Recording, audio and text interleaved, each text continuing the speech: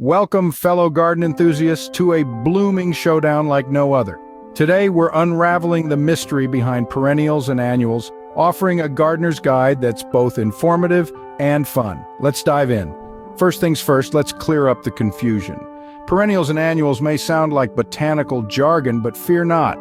Perennials are the steadfast residents of the garden, returning year after year, while annuals are the vibrant guests who grace us with their presence for just one growing season.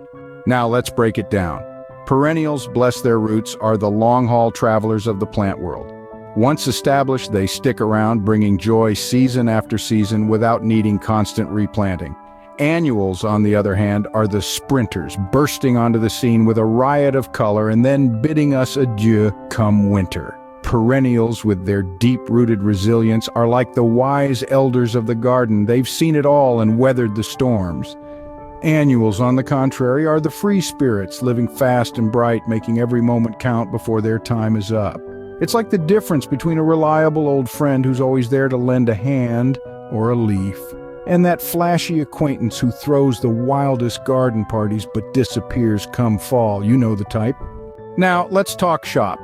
Perennials require a bit of patience up front, but pay dividends in the long run with their reliability and low maintenance. Annuals, bless their ephemeral hearts, may need a bit more pampering, but oh, the spectacle they provide.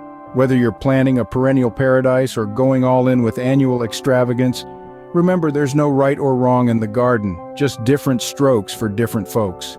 So grab your trowels and let's sow some joy. And there you have it, dear gardeners, perennials and annuals, each with their own unique charm, coexisting in our green oases. May your gardens flourish and your spirits bloom as you embrace the wonderful world of plants. Happy gardening. Until next time, keep digging, keep planting, and above all, keep blooming with joy.